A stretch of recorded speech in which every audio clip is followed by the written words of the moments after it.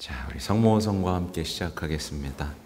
자, 성부와 성자와 성령의 이름으로.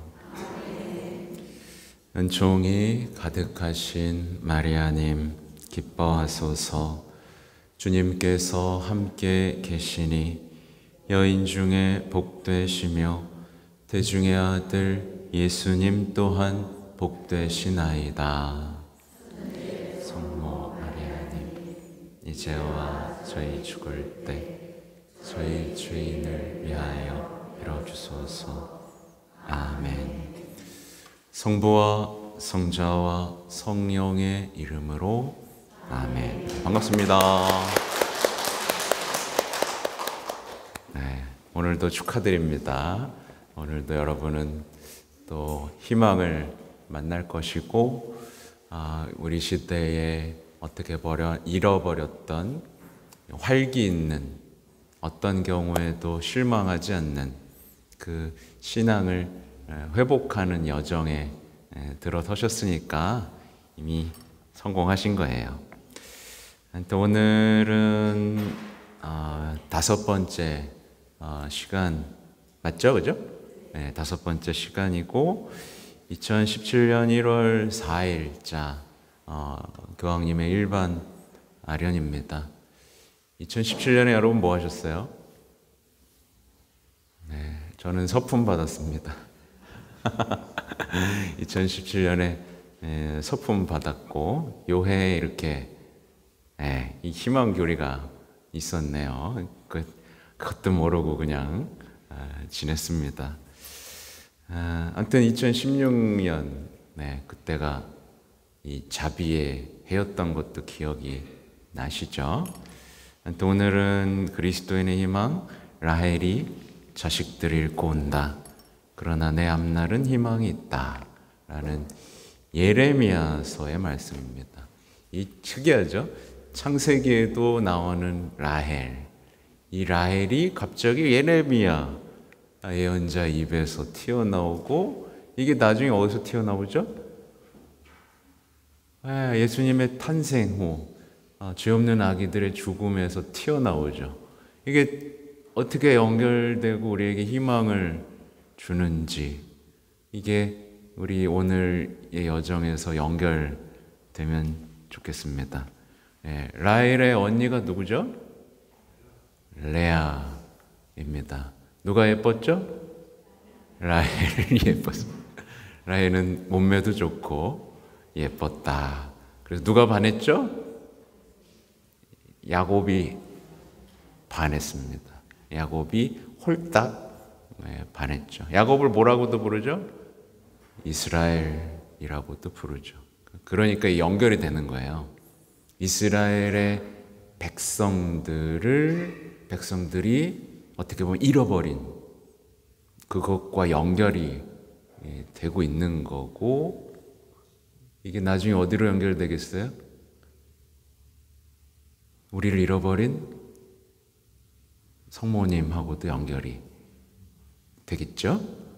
성모님의 성심하고도 연결이 되겠고, 개인적으로는 어디로 연결이 되겠어요? 누군가를 잃어버린 그 슬픔 속에서 다시 희망할 수 있는 나의 영적 여정하고도 연결될 수 있겠죠?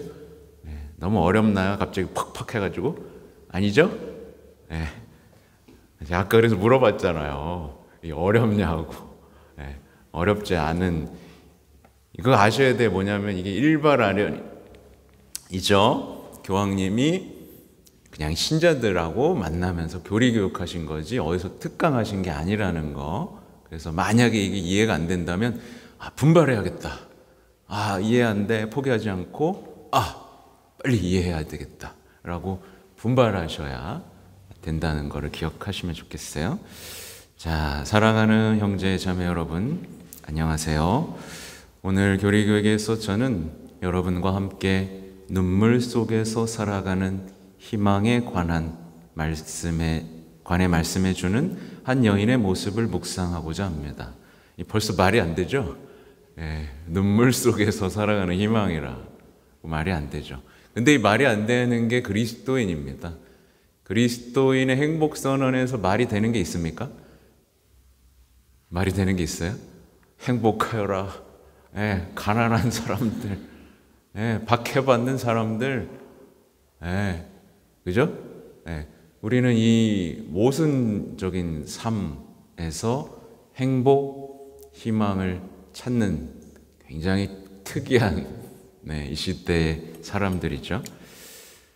눈물 속에 살아가는 희망이죠. 바로 라헬입니다.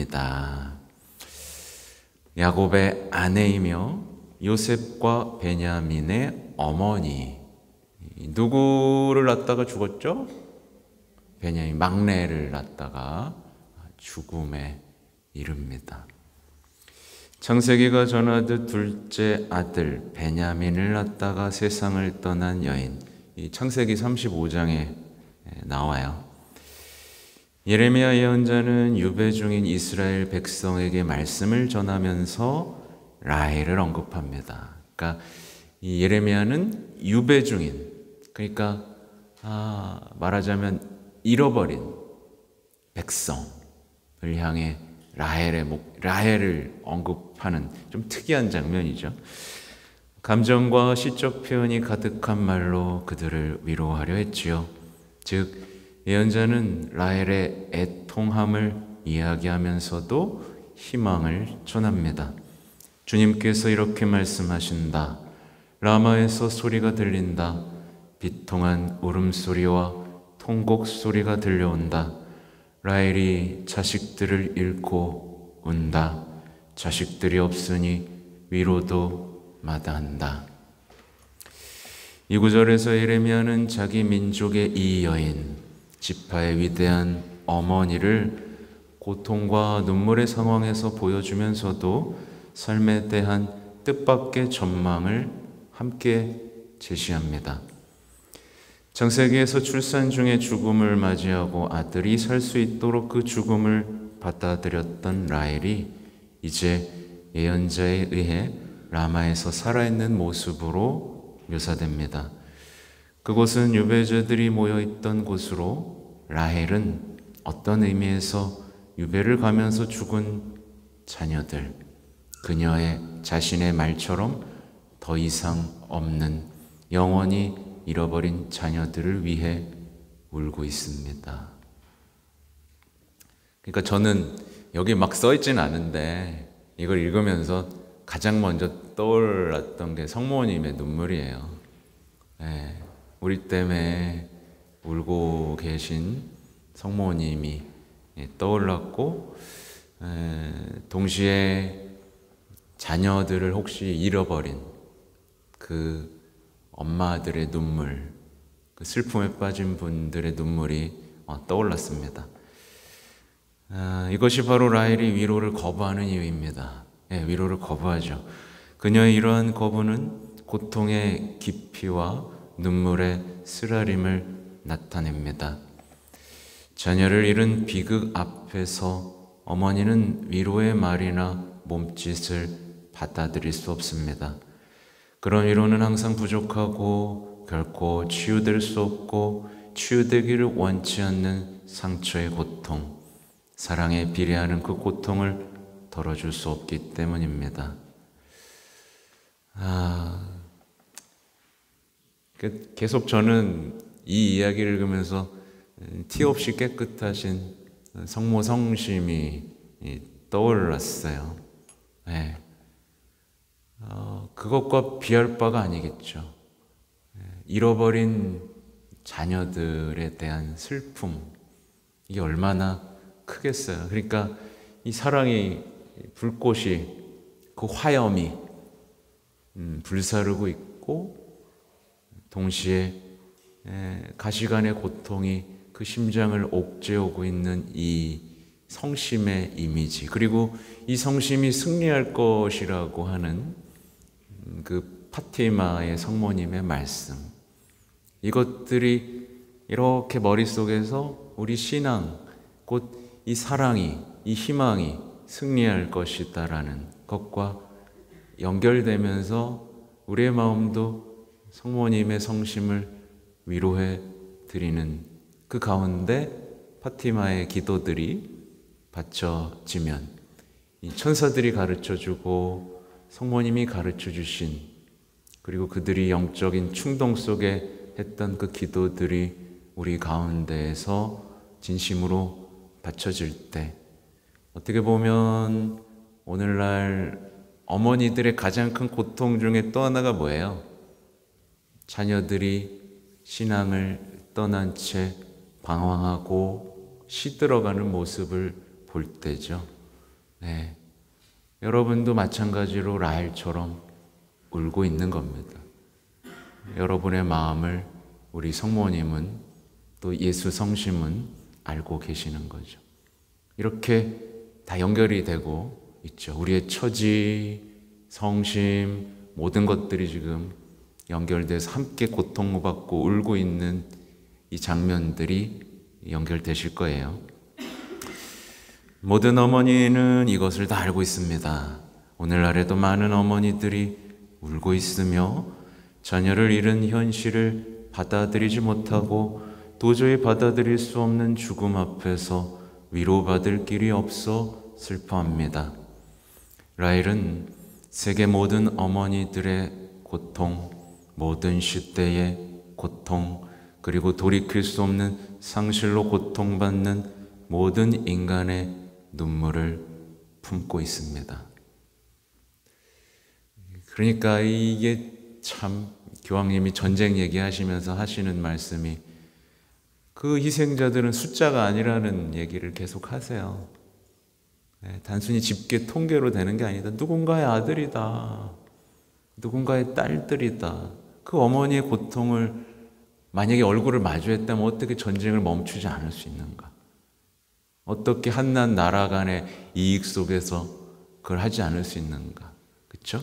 결국 우리가 마음이 차가워지는 이유는 만나지 않기 때문에 그들의 얼굴, 삶, 이것들과 계속 단절시키고 편안해하고, 이 시대에 어떻게 보면 착한 사마리아인이 아닌 자기 일만 찾아가고 반대길로 가버린 삶 속에 있기 때문에 우리의 마음이, 병든 마음이 치유되지도 않는 것이고, 또 하나님을 만날 수도 없는 거겠죠. 위로받기를 거부하는 라헬의 이러한 모습은 우리에게 중요한 가르침을 줍니다. 다른 이의 고통 앞에서 우리가 얼마나 섬세한 마음을 가져야 하는지 말이지요. 사랑하는 여러분, 절망에 빠진 사람들에게 희망을 이야기하려면 먼저 그들의 절망을 함께 나누는 것이 필수적입니다. 고통 중에 있는 이들의 얼굴에서 눈물을 닦아주기 위해서는 먼저 우리의 눈물이 그들의 눈물과 하나 되어야 합니다. 이렇게 할 때에만, 오직 이럴 때에만 우리의 말이 진정으로 작은 희망의 빛을 전할 수 있습니다. 만약 제가 이처럼 눈물과 고통으로 말할 수 없다면 침묵하는 것이 더 낫습니다. 그저 따뜻한 손길로 어루만지는 것, 말 없는 몸짓이 더 큰 위로가 될 것입니다. 하나님께서는 당신의 섬세함과 사랑으로 라헬의 눈물에 참된 말씀으로 응답하십니다. 꾸며낸 말이 아니라 진정한 말씀으로 말입니다. 실제로 예레미야의 본문은 이렇게 이어집니다. 주님께서 이렇게 말씀하신다.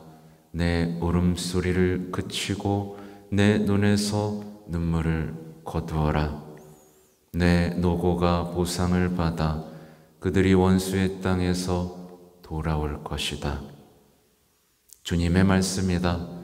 내 앞날은 희망이 있다. 주님의 말씀이다. 내 자녀들이 고향으로 돌아오리라.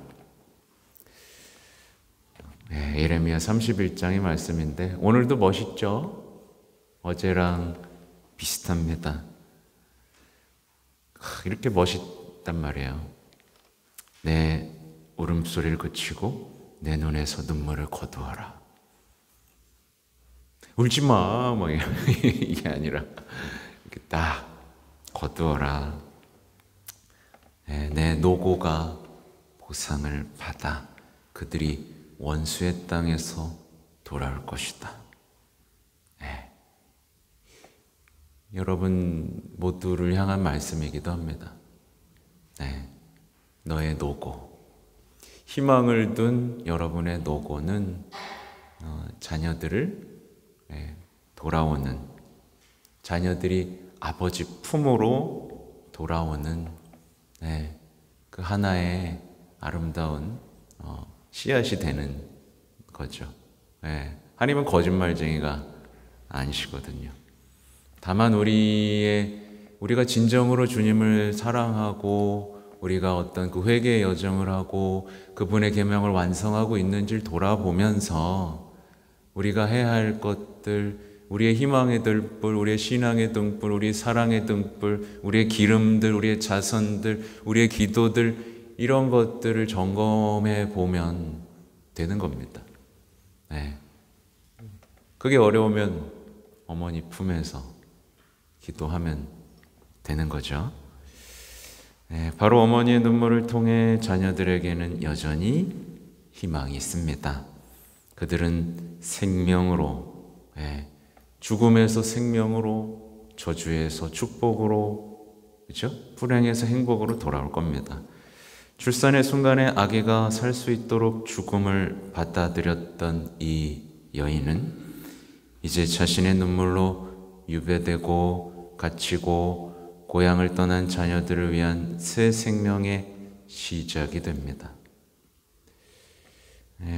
그래서 보면 여러분 파티마의 기도, 제가 이제 월요일에 강의하면서도 조금 얘기를 해야 되는데 이 자비의 기도에서도 그렇죠. 자비의 기도하고 파티마의 기도하고 닮은 부분이 있다는 거 여러분 발견하셨을 거예요. 그래서 지극히 지상의 모든 감실 안에 계신 예수 그리스도의 지극히 보배로운 몸과 피, 영혼과 신성을 당신께 봉헌하나이다. 이러면서 여러분은 무슨 생각하세요? 여러분은 무슨 생각하세요? 이 기도에서 여러분은 뭘 느끼세요? 우리의 삶도 함께 봉헌되기를, 우리 역시 성체 성사적 삶으로, 제가 그때 한번 설명해 드렸잖아요. 여러분한테 향 치는 거 왜 그런다 그래요? 멋있으라고 하나요? 여러분도 하나님께 바쳐지는 그 아름다운 제물이 되는 겁니다. 여러분의 고통, 그렇게 같이 봉헌하고자 하는 열망들이 떠오르지 않나요?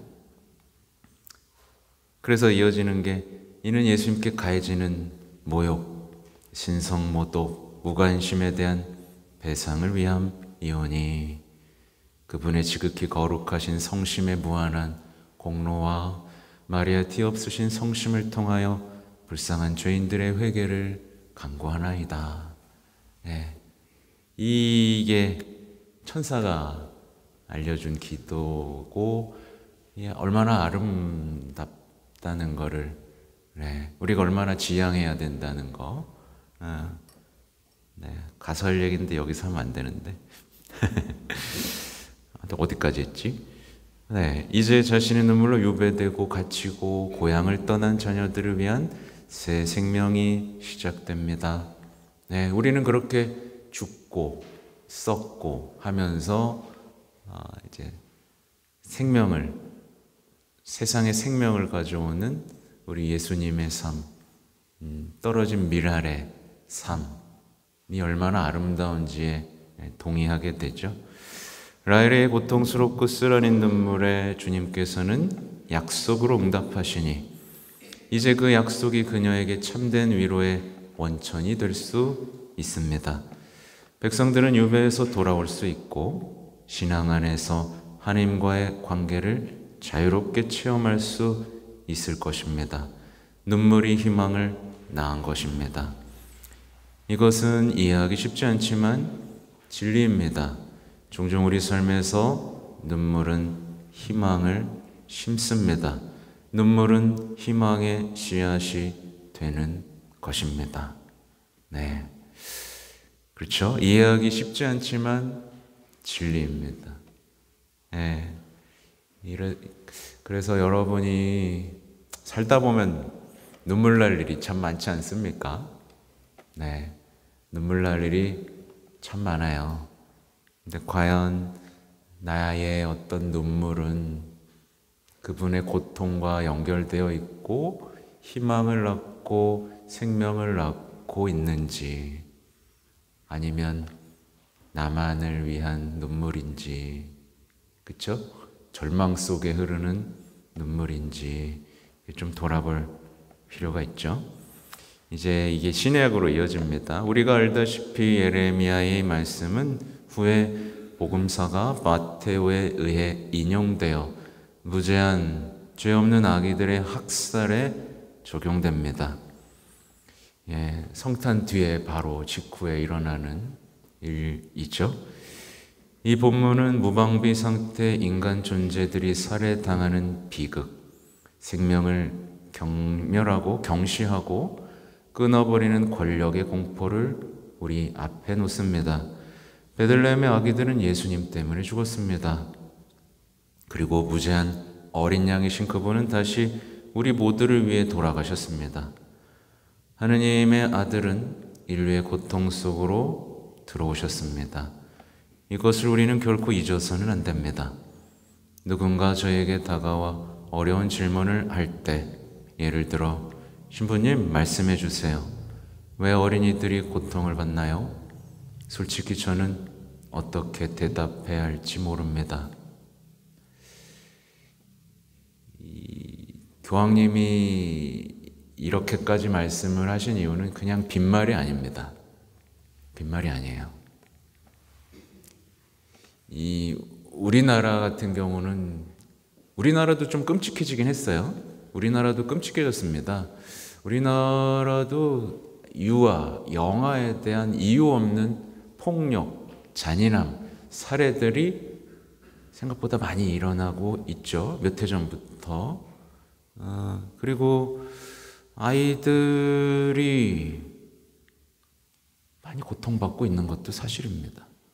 어른들의 욕망 속에서요. 근데 이제 전 세계적으로 봤을 때 대단히 심각합니다. 제가 한번 강론 때 자료들을 정리해서 발표해 드린 적이 있죠. 이 아이들이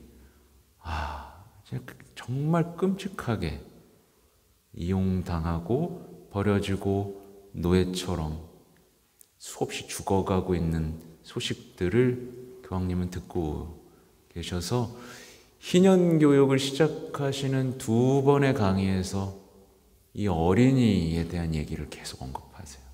어린이에 대해서. 그리고 오죽했으면 세계 어린이날이 정해졌습니다. 아시죠?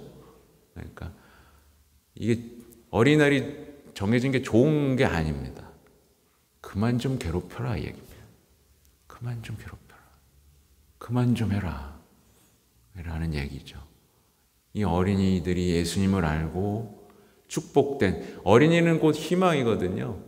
그렇죠? 어린이는 우리에게 희망입니다. 하느님의 역사 속에서 항상 축복은 아이들을 통해서, 그렇게 인류의 희망은 어린이들을 통해서 왔는데, 이 어린이들이 학대당하고 죽임을 당하고, 이제 뒤에 보겠지만 이제 뒤에는, 오늘은 하나 더 할 거거든요. 우상들의 거짓된 희망 할 건데 마찬가지죠. 이제 뒤에 나올 건데 저는 낙태를 했어요. 왜냐하면 제 몸매가 망가지는 걸 원치 않았거든요. 이 우상 숭배로 인해 끔찍한 얘기들. 아무튼 이런 끔찍한 얘기들 생각보다 교황님의 회칙이나 이런 데서 굉장히 자세하게 지금 세계에서 벌어지고 있는 일들에 대해 아주 자세하게 말씀해주고 계세요. 아무튼 저는 단지 이렇게 말할 뿐입니다. 십자가를 바라보십시오.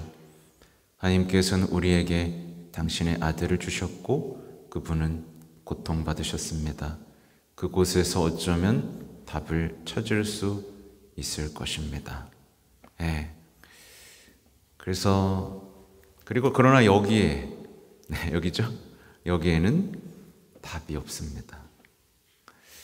네, 그러니까 이 시대의 신앙인들조차도 이렇게 자꾸 이래 머리로 답을 찾으려고 하고 인간적인 해결책에 다들 뛰어들고 있으면서 그 끝에 무엇이 있을지 생각하지 않고 무작정 달려드는 그 현상들이 여러분 보이죠?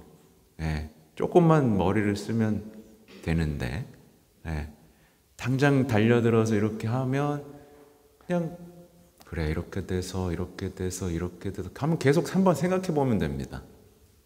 예, 여러분이 지금 어떻게 보면 삶에서 겪는 어떤 고통들, 어떤 위기들, 예, 여기에는 사실 해결책이 없죠. 예, 주님이야말로 길이요 진리요 생명입니다. 그래서 우리는 더욱더 십자가 앞에 서야 하고 성취 앞에 서야 되는 거예요.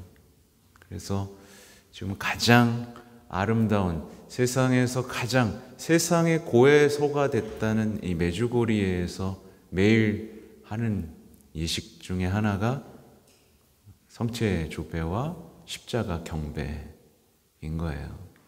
머리로 해결하지 못하는 우리의 삶의 어떤 고통들, 이해되지 않는 것들, 이런 것들은 예수님의 빛을 받아서 그 빛 안에서 다시 이렇게 해석할 수 있는 우리는 그 힘을 얻어야 하죠.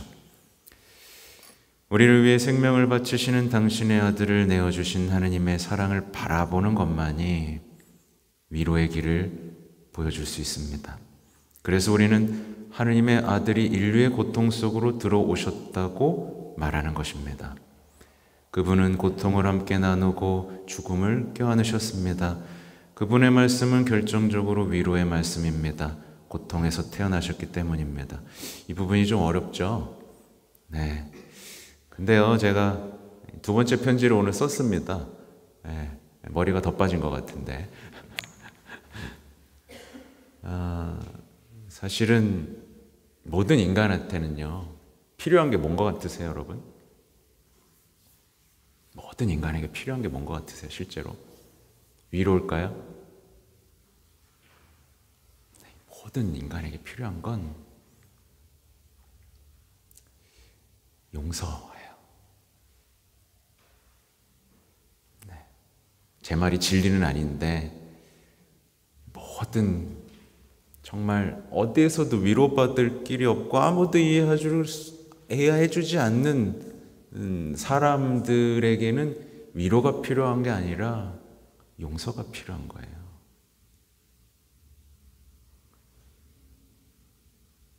십자가 앞에 무릎 꿇고 성체 앞에 무릎 꿇고 있다. 울음 터져 나온 사람, 그 체험들 한 번쯤 있으실 겁니다. 그때 처음으로 터져 나오는 감정은 뭐예요? 용서해 주십시오입니다. 위로가 필요한 게 아니에요. 이게 아닙니다. 우리한테 필요한 건 용서가 필요한 거예요. 곧 이게 뭐죠? 그분과 다시 사랑할 수 있는 거. 그분을 다시 신뢰하고 사랑하고 나의 희망이라고 외치면서 그 사랑의 여정을 갈 수 있게 하는 그 첫 단추. 그게 시작되지 않으면 인간은 평생 헤매게 됩니다. 계속 돌아요. 자녀들이 방황하죠? 그 아이들에게 필요한 거 뭐죠, 진짜? 마찬가지입니다. 예수님, 용서가 필요한 거예요. 관계. 근데 그것까지 가게 하는 이 여정은, 네, 오늘 들으셨으니까 이제 다시 희망을 갖고 시작하실 수 있겠죠? 그리고 십자가 위에서 바로 그분 돌아가시는 아들께서 제자 요한을 어머니께 맡기시고 그녀를 믿음의 백성의 어머니로 삼으심으로써 당신 어머니에게 새로운 풍요로움을 주실 것입니다. 네, 바로 이제 성모님으로 이어지죠. 죽음은 정복되었고, 네, 죽음은 정복됐습니다, 여러분. 죽음은 끝이 아니에요. 그죠? 죽음은 이미 하나님께서 죽음으로 죽음을 없애셨죠. 영원한 생명이라는 희망이 있죠. 이렇게 예레미야 예언은 성취되었습니다. 네, 그분의 부활로 그분인 약속을 지키셨죠. 라헬의 눈물처럼 마리아의 눈물도 희망과 새 생명을 낳았습니다. 그러니까 누군가는 매일매일 절망할 거리를 찾지만 누군가는 매일매일 태어나는 희망을 만나죠. 그러니까 여러분의 삶을 보세요. 절망할 거리 찾고 있어요? 희망할 거리 찾고 있어요? 희망을 발견할 수 있는 눈은 십자가 앞에, 성체 앞에, 그분의 거룩하신 성심 앞에 있을 때 다시 생겨날 수 있습니다. 머리에는 없다. 아무리 논리적으로 설명하고 해도 가슴은 움직이지 않는 경우 여러분 많이 보셨을 거예요. 그렇죠? 자, 오늘 11일 것까지 좀 해보겠습니다. 좀 더 속도를 내려고 했는데 좀 적당한 것 같습니다. 그리스도인의 희망, 시편 115편, 우상들의 거짓된 희망. 우리의 내면을 건드릴 얘기들이 너무 많습니다. 사랑하는 형제자매 여러분, 안녕하세요. 지난 12월과 1월 초에 우리는 대림 시기와 성탄 시기를 지냈습니다. 이는 하느님 백성 안에서 희망을 일깨우는 전례력의 한 기간입니다. 희망한다는 것은 인간의 기본적인 요구입니다. 미래에 대한 희망, 삶에 대한 희망, 이른바 긍정적 사고입니다. 희망이 없으면 안 돼요. 그러니까 요즘에 젊은이들이 희망이 없어가지고 다들 어른이나 노인이나 어린이나, 그죠? 결국에는 그 기본 희망이라는 것을 찾지 못하고, 그러니까 하느님 없는 희망을 자꾸 찾다 보니까 이렇게 어떤 벽에 부딪히고 있는 거죠. 그러나 이러한 희망이 진정으로 우리를 살아가는 데 도움이 되고 우리 존재에 의미를 부여할 수 있도록 자리 잡게 하는 것이 중요합니다. 이것이 바로 거룩한 성경이 세상이 우리에게 제시하는 거짓 희망들에 대해 경고하는 이유입니다. 우상 숭배를 얘기하죠. 성경은 그것들의 무익함을 폭로하고 어리석음을 보여줍니다. 성경은 이를 다양한 방식으로 폭로하지만 특히 인간이 끊임없이 신뢰하도록 유혹받고 희망의 대상으로 삼는 우상들의 거짓을 고발함으로써 그렇게 합니다. 특히 예언자들과 현자들은 이 점을 강조하며 신앙인들의 신앙 여정의 핵심을 건드립니다. 왜냐하면 신앙은 하느님을 신뢰하는 것이기 때문입니다. 신앙이 있는 사람은 하느님을 신뢰합니다. 그러나 인생의 어려움과 맞닥뜨릴 때, 바로 이때죠. 그 신뢰의 취약함을 경험하고 다른 확신들, 만질 수 있고 구체적인 안전을 필요로 하는 순간이 옵니다. 제일 위험한 때죠. 저는 하느님께 의탁하지만 상황이 조금 나쁘고 저는 좀 더 구체적인 확실성이 필요합니다.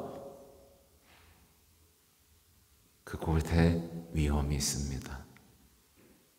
우리가 자주 마음에서 하는 일이죠. 안 해주시나.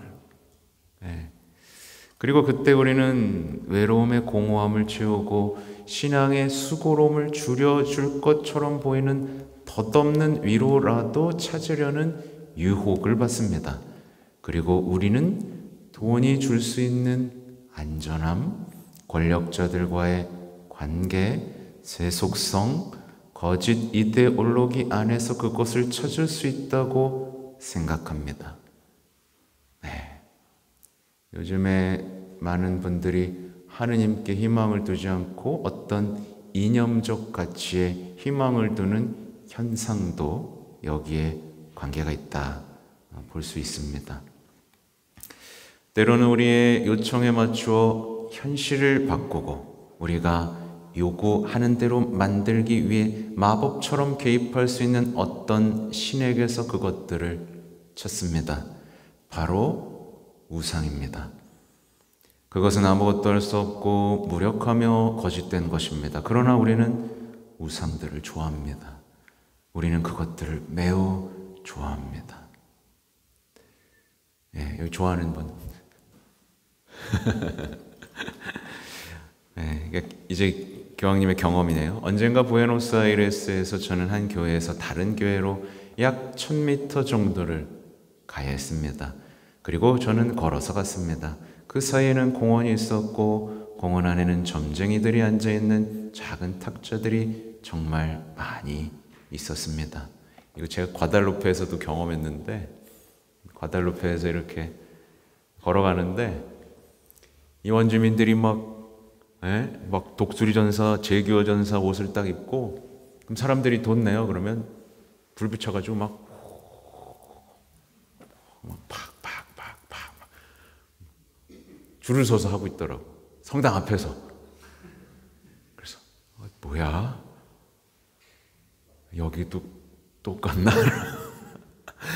이상하게 여러분 가보시면 성당 주변에 엄청 많아요.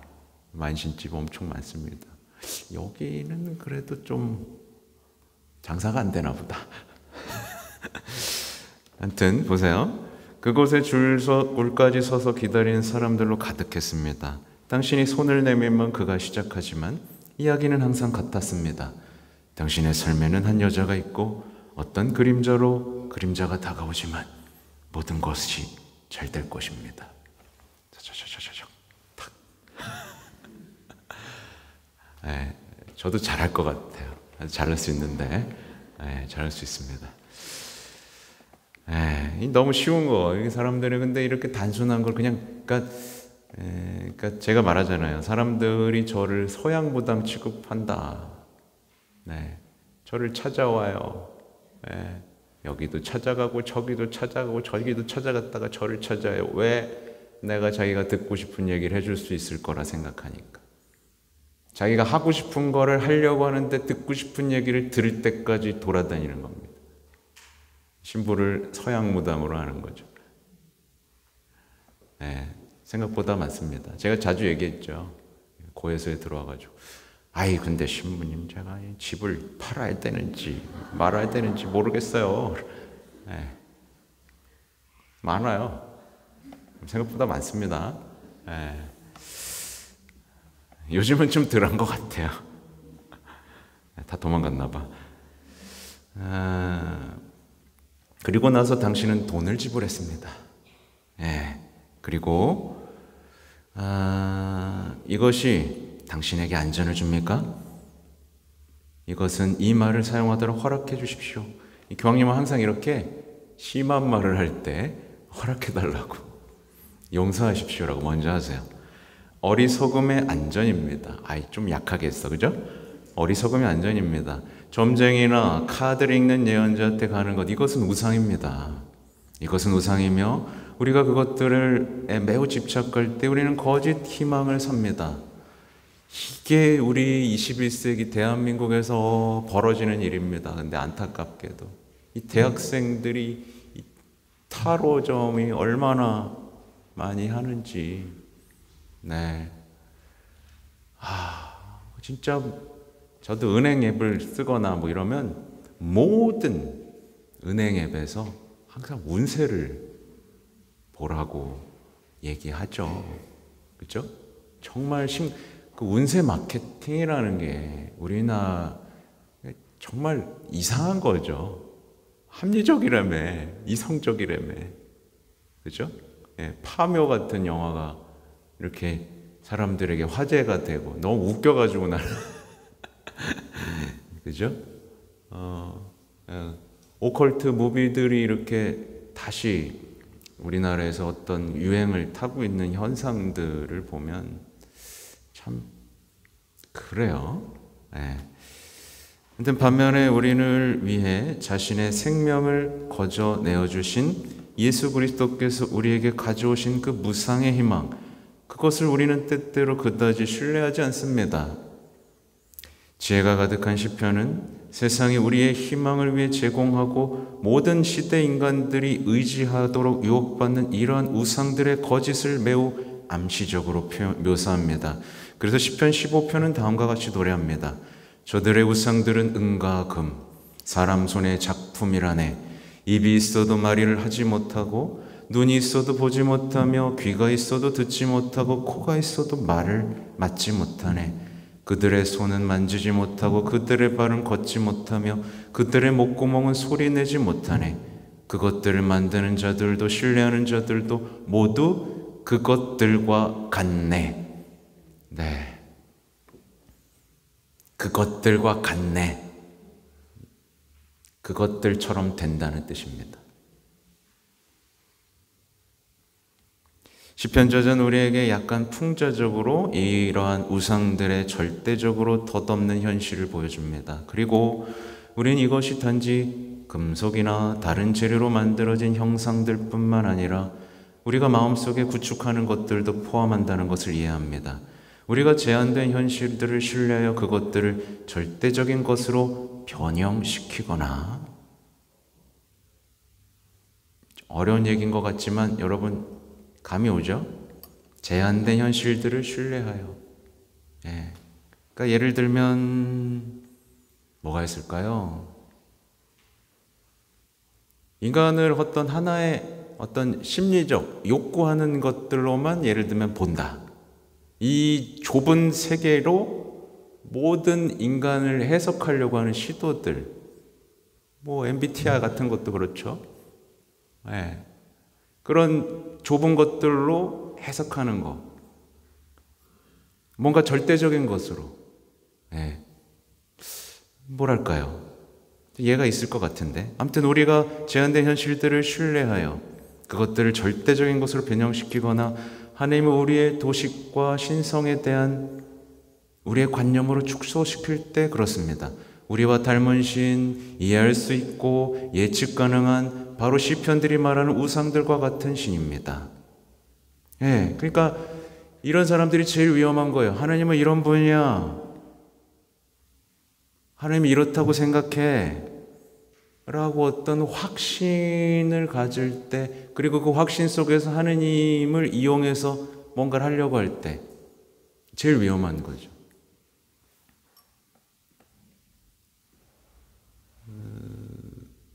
그래서 이제 신앙이 깊어지지 못하는 케이스들이 되게 많아요. 우리 내면에서 지금 하느님을 어떻게 만나고 있는지를 보십시오. 우리의 관념으로 축소시키고 추상화시키고 어떤 분으로 자꾸 살아계시고 다스리시고 우리 가운데 계시는 분을 자꾸 멀리 있게 만드는 하나의 관념으로 만드는 어떤 시도들, 이념화시키는 것들, 뭐 여러 가지가 있겠죠. 예측 가능하고, 하느님의 형상인 인간이 자신의 형상대로 신을 만들어내는데 그것도 제대로 되지 않은 형상입니다. 듣지 않고 행동하지 않으며 무엇보다 또 말할 수 없습니다. 우리는 주님께 가는 것보다 그런 우상들에게 가는 것을 더 좋아합니다. 많은 경우 우리는 거짓 우상이 주는 헛된 희망에 더 만족해합니다. 주님께서 우리에게 선사하시는 위대하고 확실한 희망 대신 말입니다. 생명의 주님에 대한 희망, 그분의 말씀으로 세상을 창조하시고 우리 삶을 이끄시는 분에 대한 희망과 대조적으로 말 못하는 형상들에 대한 신뢰가 있습니다. 절대성을 주장하는 이데올로기들, 이것은 큰 우상입니다. 권력과 성공, 영광과 전능의 환상을 지닌 허영, 육체적 아름다움과 건강과 같은 가치들이 모든 것을 희생해야 하는 우상이 될 때, 건강, 자식, 이것도 다 우상이 되죠. 예전에 한번 우상 특집을 한번 해드린 적이 있습니다.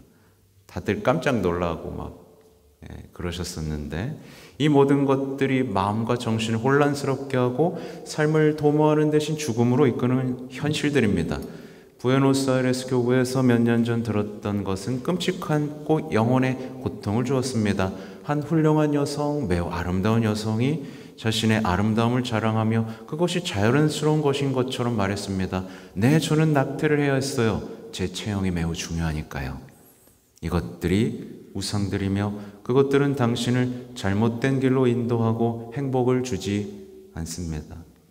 그러니까 우리가 막 뭐 열심히 성당 안에서 하는데도 내가 나날이 행복해지기보다는 뭔가 희생제물만 바치고 돌아오는 건 없고 하고 있을 때 우리는 우리가 뭔가 우상을 만들어내서 숨기고 있다는 것을 알아차려야 되죠.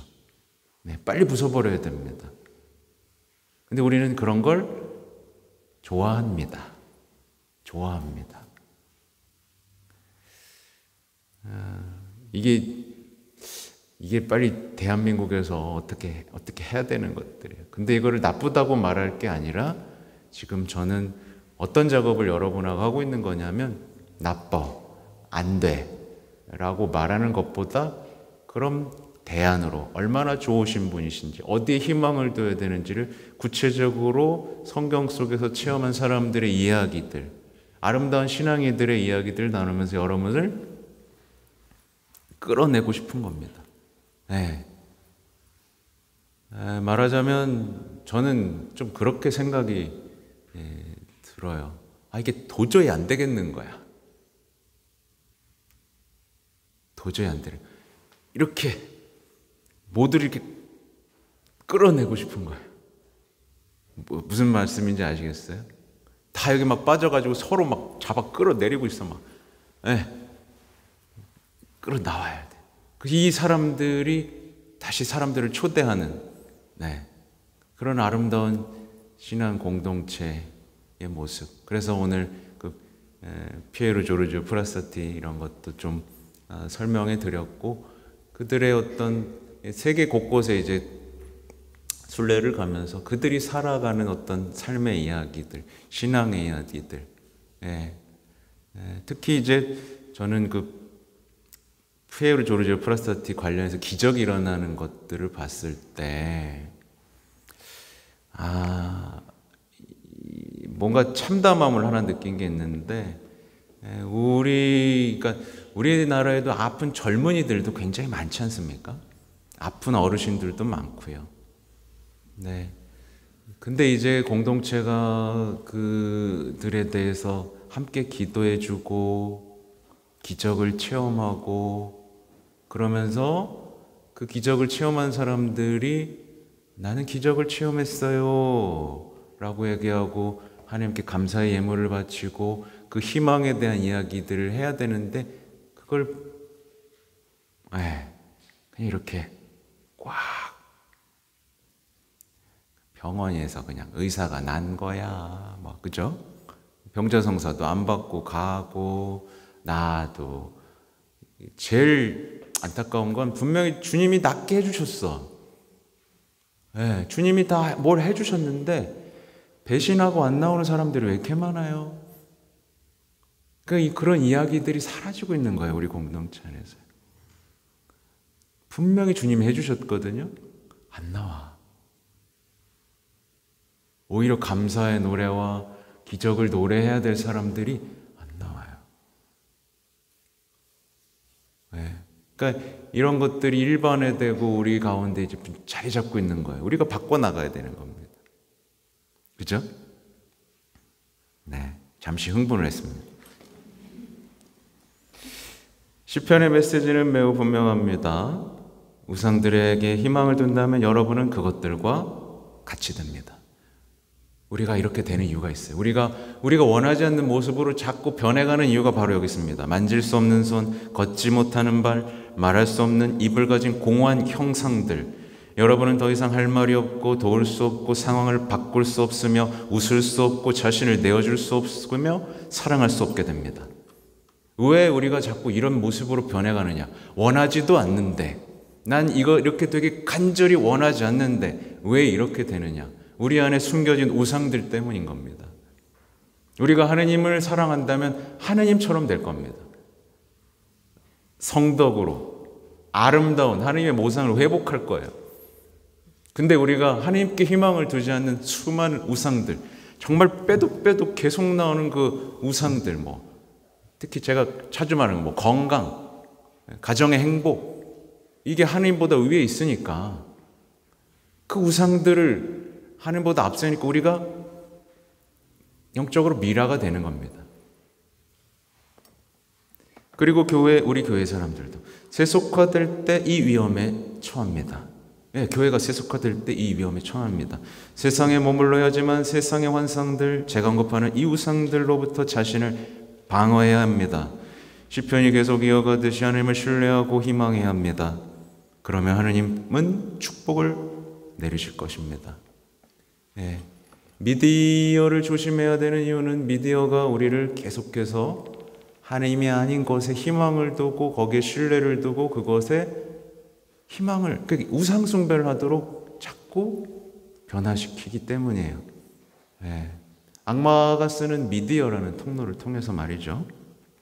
미디어가 다 악마라는 뜻은 아닙니다. 이스라엘아, 주님을 신뢰하라. 주님은 도움이며 방패이시다. 아론의 집안아, 주님을 신뢰하여라. 주님은 도움이며 방패이시다. 주님을 경외하는 이들아, 주님을 신뢰하여라. 주님은 도움이며 방패이시다. 주님께서 우리를 기억하시어 복을 내리시리라. 이스라엘의 집안에 복을 내리시고 아론 집안에 복을 내리시리라. 그러면서 이제 교황님이 그래서 발표하신 것 중에 소아데레사 얘기 제가 자꾸 하죠. 그러니까 교황님이 발표하신 문헌들에는 이런 맥락들이 계속 이어지는데, 사랑으로 이끄는 뭐라고요? 신뢰. 누가 말한 거죠? 소아데레사. 사랑으로 이끄는 신뢰. 그분에게 신뢰, 곧 그분에게 희망을 두는 사람이 그분과 사랑을 시작할 수 있고, 특히 우리 시대의 가장 심각한 숭배 뭔지 아세요? 자, 내 마음. 이게 하나의 종교처럼 자리 잡았죠. 내 마음보다 중요한 건 없어. 나보다 중요한 건 없어. 나부터 건강해야 돼. 나부터 사랑해야 하나님도 사랑할 거 아닙니까? 이런 말들로 아주 사람들을 꽉 잡았죠. 자아, 숭배, 자기 연민, 자신에게서 벗어나지 못하는 이상 우리는 그분처럼 아름다운 모습으로 변화되지 못해요.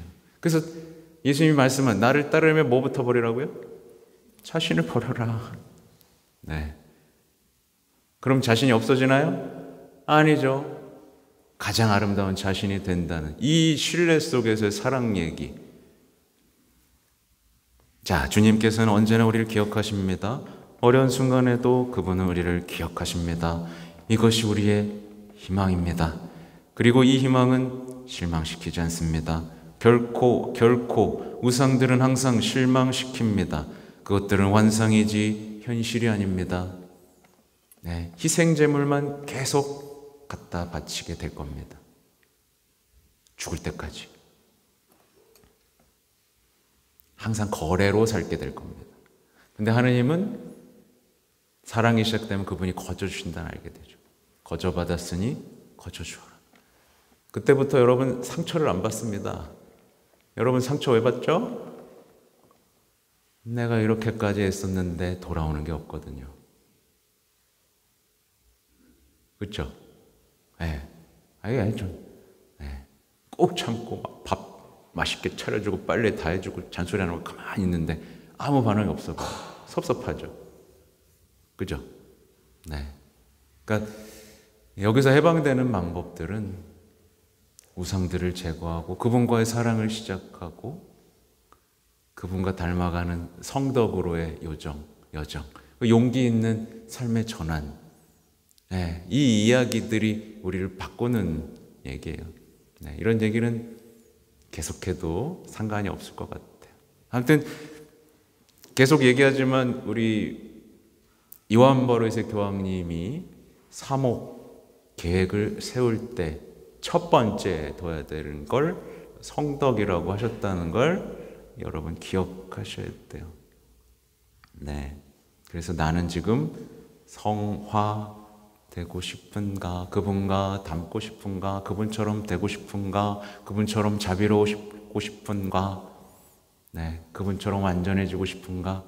네, 그래서 용서라는 것들을 뛰어넘지 못하면 우리는 행복해지기가 어려워요. 네. 근데 맨날 용서하래, 맨날 이러면 또 안 돼요. 맨날 용서하래, 용서 싫은데. 아니요. 제가 늘 말씀드리죠. 그것만 하면 됩니까? 라고 물으라고 차라리. 네. 자꾸만 힘든 것만 시켜. 안 돼. 네. 담대하게. 네. 네. 이게 얼마나 중요한 건지 여러분 아실 거예요. 여러분, 미사보다 중요한 게 있어요, 없어요? 그렇죠? 근데 미사 하다가 누가 나 원망하는 사람 있으면 어떡하라 그래요? 갔다 오라 그러죠? 네. 그거예요. 갔다 와야 돼요. 이것만 하면 소용없어요. 그만큼 중요하다는 거예요. 그만큼 중요하다는 겁니다. 용서하고 화해하고 돌아와라. 굉장히 중요한 개념인데 우리는 그게 너무 힘들다고 말하는 거에 집중하면서 용서에 대한 강인한 홍수를 이루죠. 그리고 치유에 대한 강인한 홍수를 이룹니다. 정작 중요한 건 내가 그분께 용서를 청해야 되는 건데 이 전환을 하지 못해서 우리는 밑바닥에서 벗어나지 못하고 있어요. 네, 여러분 원하죠? 네. 어라? 저 어디까지 했지? 네. 57분인데? 뭐야, 왜 이렇게 많이 남았어? 자, 그러면은 32쪽, 아니구나, 다 있구나? 죄송합니다. 네. 옆에 걸 잡은 제목을 못 봤어요. 네. 희망의 놀라운 현실은 바로 여기 있습니다. 주님을 신뢰함으로써 우리는 그분과 같이 되고 그분의 축복은 우리를 그분의 생명을 나누는 그분의 자녀로 변화시킵니다. 우리는 하나님의 자녀입니다. 우리는 성체성사. 우리는 그분과 하나 되는 영광을 누립니다. 그죠? 하나님에 대한 희망은 우리로 하여금 말하자면 그분의 기억, 우리를 축복하고 구원하시는 그분의 기억의 작용 범위 안으로 들어가게 합니다. 그리고 그때 우리는 우리를 위해 마리아에게서 태어나고 여기서 또 참된 신심이 나오죠. 네, 여러분 마리아에게서 태어나면 여러분의 엄마는 누구죠? 네, 성모님이죠. 그러면 옆에 있는 사람은 누구죠? 형제죠. 이게 영적으로 다시 태어나는 거예요. 옆에 있는 사람을 형제로 못 느끼는 사람은, 옆에 있는 사람은 내 적이고 경쟁자로만 느끼는 사람은 아직 태어나지 못한 거예요. 네. 흉내낼 수 있어요. 누군가를 사랑하고 봉사하면서 흉내낼 수는 있지만 그 내면은 하나님 앞에서 못 감춥니다. 십자가에서 돌아가시고 영광 속에 부활하신 살아계시고 참되신 하나님에 대한 찬양, 알렐루야가 터져나올 수 있습니다. 이게 우리나라의 찬미가가 적은 이유, 제가 얘기 드렸죠? 우리나라에는 어떤 찬미가, 마리아께 대한 찬가, 하나님께 대한 찬가, 이런 것들을 부르면서 즐거워야 되는데 우리는 이 CCM 가운데는 보통 다 위로, 이런 쪽으로 우리를 눈물 흘리게 하는 슬픈 노래들이 더 많아요. 네, 오히려 찬가를 부르면서 기쁘게 우리의 희망을 나누고 노래해야 하는데 우리가 그렇게 좀 가고 있는 거죠. 자, 아무튼 그리고 이 하나님 안에서 우리는 희망을 가지며 이 하느님, 우상이 아닌 이 하느님은 결코 실망시키지 않습니다. 네, 고맙습니다. 자, 우리 신년 기도로 마치겠습니다. 자, 성부와 성자와 성령의 이름으로. 하늘에 계신 아버지, 우리 형제이신 성자 예수 그리스도를 통하여 성령께 벌어주신 믿음과 성령을 통하여 저희 마음에 부어주신 불타는 사랑으로 아버지의 나라가 오시리라는 복된 희망을 저희에게 다시 일깨워 주소서. 악의 세력이 패배하고 아버지의 영광이 영원히 드러나는 새 하늘과 새 땅을 확신에 차 기다리며 온 인류와 우주가 떨쳐 일어나도록 아버지의 은총으로 저희가 복음의 씨를 뿌리는 성실한 일꾼이 되게 하소서. 인연의 은총이 희망의 순례자인 우리 안에서 천상보화를 향한 갈망을 다시 불러일으키고 우리 구원자이신 주님의 기쁨과 평화가 온 세상에 흘러 넘치게 하소서. 영원히 복되신 하느님께서는 세세대대로 찬미와 영광을 받으소서. 아멘. 네, 성부와 성자와 성령의 이름으로. 네, 고맙습니다.